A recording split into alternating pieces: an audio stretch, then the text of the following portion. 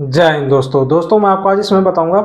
यदि आप लोग यहाँ पे एफडी करते होंगे तो आपको मैं उसको पूरे डिटेल वाइज यहाँ पे मैं चर्चा करूंगा।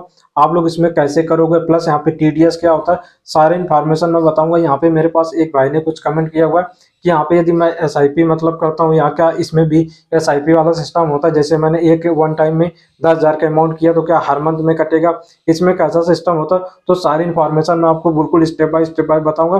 तो मैं ये सारी जानकारी आपको मैं एसबीआई पे दूंगा। एसबीआई का ही सब पूरी चीजों पे आपको यहाँ पे फॉलो करना होता है। यदि आपका किसी भी अकाउंट का बैंक अकाउंट होगा उससे कोई मतलब नहीं होगा। आपको मैं यहाँ पे एसबीआई की इन्फॉर्मेशन दूंगा, वो सब चीजों पे वही सेम होता है, ठीक है। तो एफडी का मैं पूरी आपके यहाँ पे जानकारी बताऊंगा। तो देखो एफडी क्या होती है, जैसे आपने कोई अमाउंट आपके पास होगा, ठीक है। आप लोग यदि एसआईपी करते होंगे, एसआईपी देखो अलग मैटर होता है, एफडी एक अलग चीज होती है। एसआईपी क्या होता है, जो स्टॉक वगैरह हम करते होंगे वहां पे म्यूचुअल फंड पे करते होंगे, वो एसआईपी होता है। यहाँ पे मैं बात करूँ एफडी की होती है। एफडी जो होती है कि आपको बिल्कुल यहाँ पे सिक्योर होती है, उसे क्यों कहते हैं यहाँ पे फिक्स डिपॉजिट, इसी वजह उसका पूरा नाम क्या होता है, फुल फॉर्म होता है, ठीक है। तो यहाँ पे देखो एसबीआई का एनुअल जो रिटर्न होता है वो यहाँ पे फिक्स डिपॉजिट के यहाँ पे 6.8% होता है, ठीक है। इसका मैं पूरा आपको कैलकुलेशन भी दिखाऊंगा, ठीक है। जैसे मैं इसका आपको कैलकुलेशन करूंगा, यहाँ पे आपको बिल्कुल लाइव पे दिखा रहा हूँ, ठीक है। इसमें यदि आपने 10 लाख का यदि आपके पास अमाउंट है, ठीक है, उसको यदि आप यहाँ पे एफडी कर देते हो तो ठीक होते, यहाँ पे एनुअल रिटर्न कितना पड़ेगा, यहाँ पे 6.8% इसका आपको निकाल लेना है। तो ये डायरेक्ट अप्रोक्सीमेट या अप्रोक्स जो निकलेगा 70,000 निकलेगा अप्रोक्स यहाँ पे एनुअल पे, ठीक है। यदि आप इतना इसका एफडी कर देते हो, मतलब बिल्कुल इसको आपको मैं सिक्योरिटी के साथ में कहूँ, यहाँ पे जैसे 10 लाख के आपने क्या किया, यहाँ पे एफडी करवा दो तो जो एनुअल पे इसका रिटर्न जो बनेगा वो अप्रोक्स यहाँ पे 70,000 के अप्रोक्स यहाँ पे आपको यहाँ पे निकलेगा, पूरा आपको इतना मिलेगा, ठीक है। अब देखो एक चीज क्या हो गई, इसमें आपको मिल गया इतना इंटरेस्ट। अब सोचो कि मेरे को पास मैंने 10 लाख की एफडी किया, तो क्या मेरा 10 लाख का पूरा जो 70% मेरे को यहाँ पे इंटरेस्ट मिला हुआ है, क्या वो मेरे को पूरा मेरे खाते पे आ जाएगा? तो देखो इसमें भी एक कंडीशन लगेगी, तो मैं आप बताता हूँ। अब क्या होता है, मेन चीज होगी, यदि आप लोग जैसे माना कि नॉर्मल आपका अकाउंट होगा, ठीक है, आप यहाँ पे सीनियर सिटीजनशिप में नहीं आते होंगे, ठीक है। सीनियर सिटीजन को बताऊंगा कौन आते हैं कौन नहीं आते, उसकी भी मैं आपको इसी में जानकारी दूंगा। तो देखो यदि आप नॉर्मल हो गए, जैसे मैं नॉर्मल पे हूँ, ठीक है, उसको बताऊंगा, ठीक है। तो वहाँ पे क्या होगा कि यदि आपका 40,000 मतलब 70,000 का इंटरेस्ट बन गया, ठीक है। अब इसमें क्या होगा कि 40,000 माइनस कर दो 70,000 में, तो 30,000 रुपये बचा। अब इसके बाद इसमें आपका टीडीएस कटेगा। टीडीएस आपका यहाँ पे 10% लगेगा, मतलब 30% आपका यहाँ पे 10% कटेगा। उसको आप निकालो, वहां पे आपका क्या होगा, वो टीटीएस में यहाँ पे आपका चला जाएगा। देखो टीडीएस यहाँ पे हर बैंक अकाउंट का अलग अलग होता है। वो यहाँ पे मैं टीडीएस का आपको यहाँ पे, जैसे एसबीआई का वहाँ पे 10%, किसी पे 15% भी होता है। यहाँ पे एक रेगुलेशन होती है, वो सब बैंकों की अलग अलग होती है। तो इससे आप लोग अंदाजा लगा लिया, ठीक है। अब यदि आप सीनियर सिटीजन में आते होंगे, सीनियर सिटीजन में वो आता है जो मतलब यहाँ पे बंदा क्या होता है, नौकरी पे करता है। सर्विस वाले में तो जो ज्यादातर वो सीनियर सिटीजन पे ही उनको आते हैं, ठीक है। वो चाहे जो भी नौकरी गवर्नमेंट की है वो सीनियर सिटीजन में आते हैं। जो मतलब प्राइवेट में सेक्टर पे है वो यहाँ पे सीनियर सिटीजन पे नहीं आता, ठीक है। जैसे मैं लोग हूँ तो यहाँ पे जैसे नौकरी नहीं कर रहे हो, प्राइवेट में करो, तो आप लोग सीनियर सिटीजन में नहीं होगा।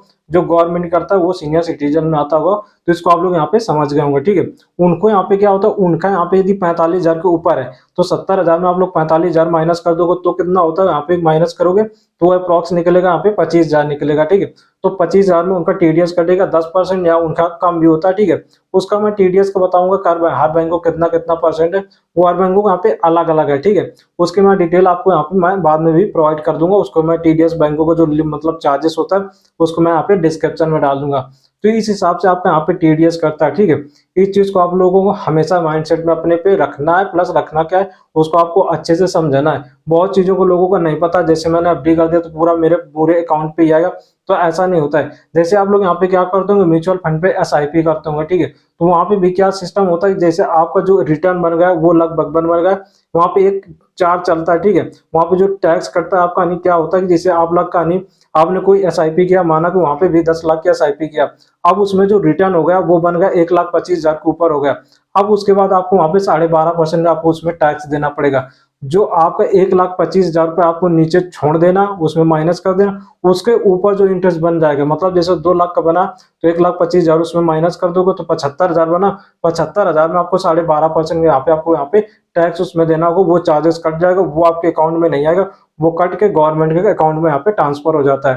तो इन चीजों पे देखो आपको बहुत अच्छे से यहाँ पे समझ में आएगा, मैं उम्मीद करता हूँ। टीडीएस क्या होता है, यहाँ पे जो म्यूचुअल फंड पे टैक्स कटता है उसको एक जो चार्ज बोलते हैं, वो यहाँ पे सारी इन्फॉर्मेशन आपको यहाँ पे बहुत अच्छे से समझ में आएगी, ठीक है। तो इसको आपको पूरी यहाँ पे डिटेल क्या होगी, यहाँ पे एक्सप्लेन होगी, ठीक है। अब उसके बाद यहाँ पे यूनो से यदि आप लोग एफडी करते होंगे, ठीक है, तो वहाँ पे क्या होता है कि यदि आपने जितना आपके पास अमाउंट है, ठीक है, आपने क्या किया यहाँ पे 10,000 के यहाँ पे आप क्या किया, वन टाइम यहाँ पे एफडी कर दिया, ठीक है।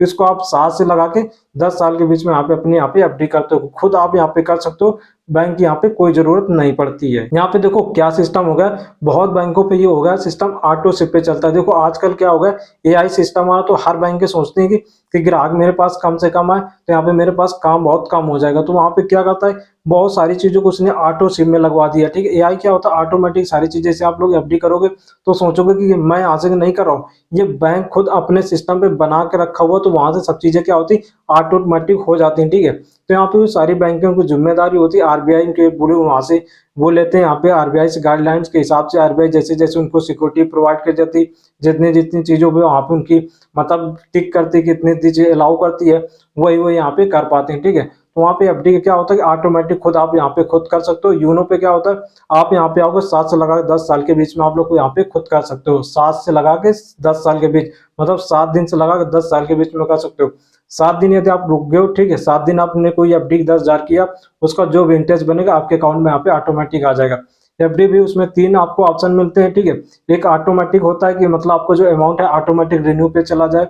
एक होता है कि एफडी 7 दिन तक ही रहे, उसके बाद अकाउंट में आ जाए, 7 दिन 10 साल जो भी करना चाहते हो। और देखो एक चीज इसमें बहुत अच्छी सुविधा ये है, आप एफडी को जब चाहोगे आप खुद इसमें कैंसिल कर सकते हो, इसमें कोई वो फिक्स नहीं होता है कि मैंने 7 दिन कर दिया, 7 ही दिन तक 10 साल किया तो 10 साल बाद निकाल, ऐसा कहीं कुछ सिस्टम नहीं। इसको आप चाहोगे यहाँ पे खुद इसको आप खुद यहाँ पे कैंसिल भी कर सकते हो। तो मैंने देखो आपको बहुत चीजों बता दिया हुआ, ठीक है।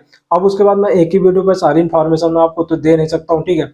आपको मैं एक नेक्स्ट पार्ट बनाऊंगा इसके रिलेटेड, आपको उसमें थोड़ी और जानकारी यहाँ पे प्रोवाइड करूंगा, तो इससे वीडियो की लेंथ थोड़ी लंबी हो रही है, ठीक है, तो आपको उसमें और अच्छे से समझ में आएगा, ठीक है। ये बहुत ऐसी चीजें होती हैं जो बहुत लोगों को इसमें पता नहीं होती, वो यहाँ पे कर देते हैं। देखो इस सब चीजों का आपको मालूम होना चाहिए तभी आप करोगे, ठीक है, तब आपको पूरी इन्फॉर्मेशन मिलेगी, अच्छे से कर पाओगे, अच्छे से समझोगे, तभी इन चीजों पे सीख पाओगे।